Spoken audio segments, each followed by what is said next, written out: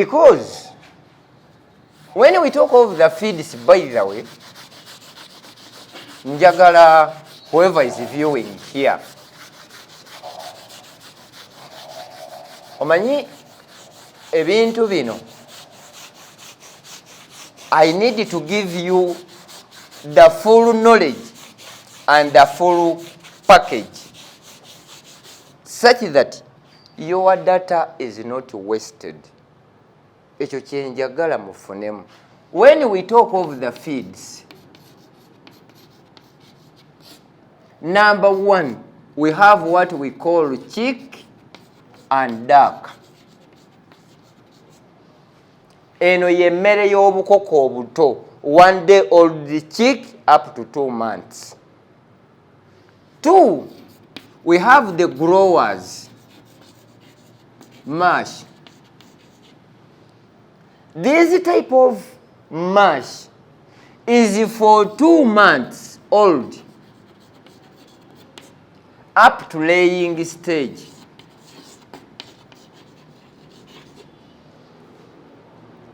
Then 3, what we call the layers. The layers mash is given to those chicks which have already started laying. And these chicks must be 5% of the number of chicks you have. Nga zibiikidde for 7 days.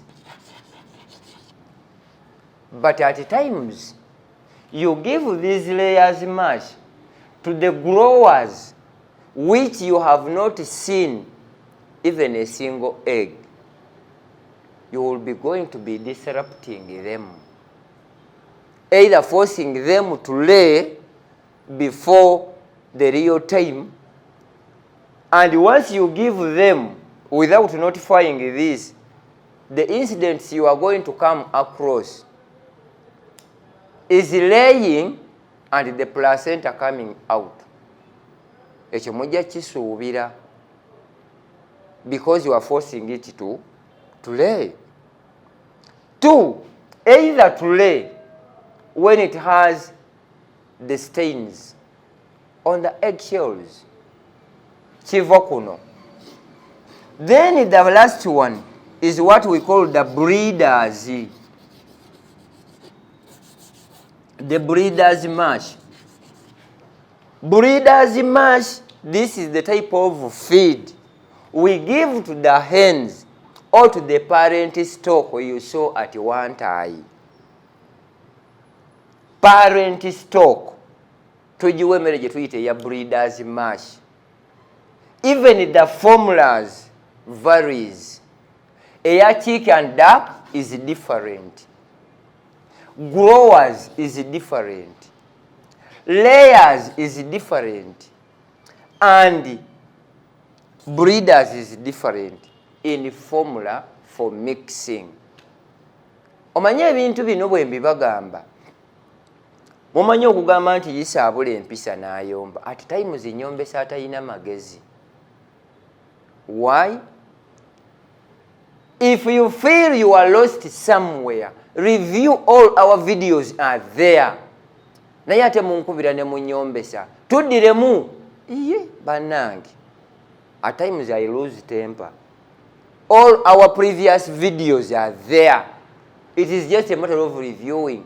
Kati nombuzaamu bubuuza nti can you remind me the formula? But if you ask me to repeat the entire episode, there I will not.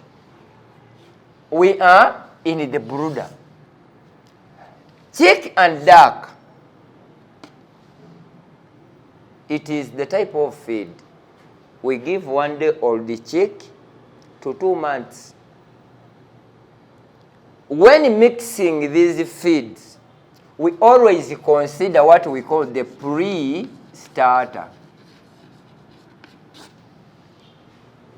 You may either use the pellets, but still the type of pellet, it is called the pre-starter. For 1 day old chick to 2 months.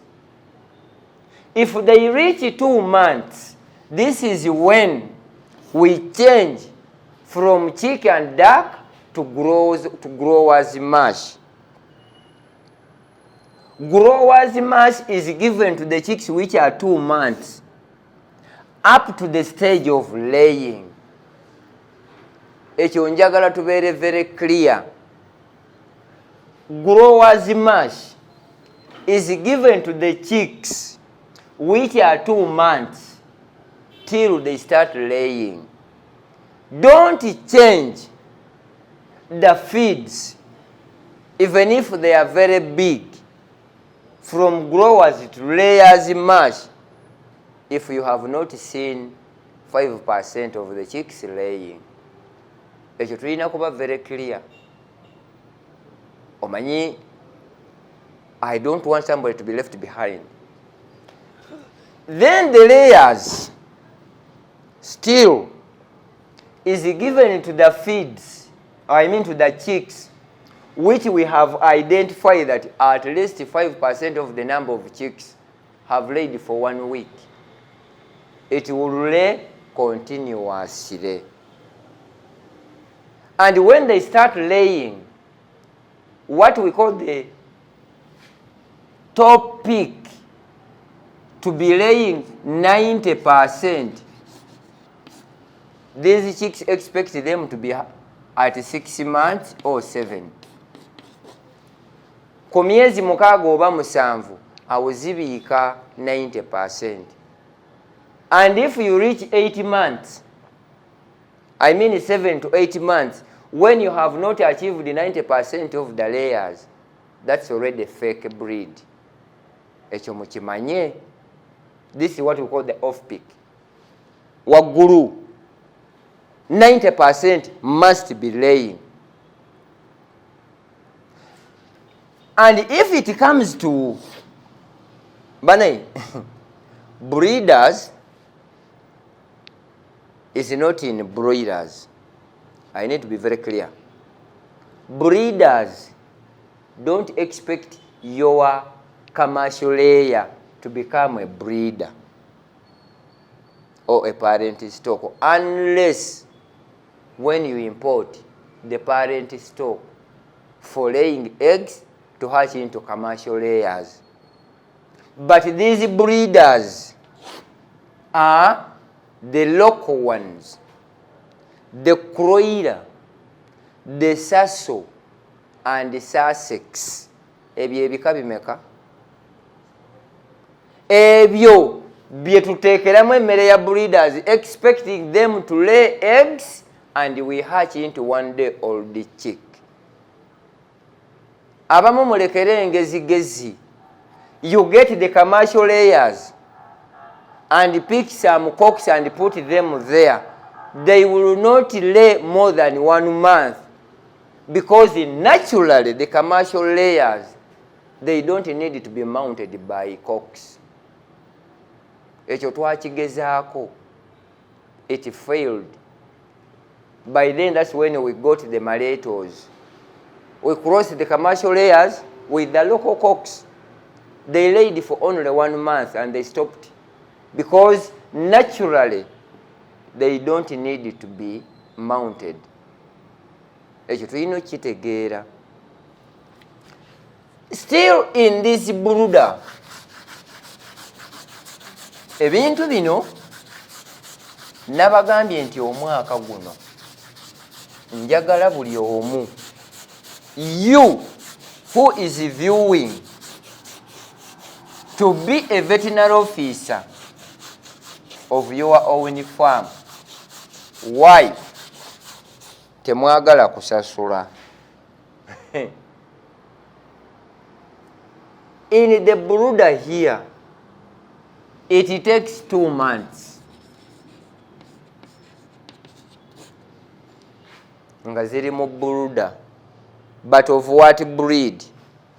1, local. 2, layers. Zino. The period of brooding is 2 months. The broilers, it is 3 weeks. Ekyo njagala tube too vigilant.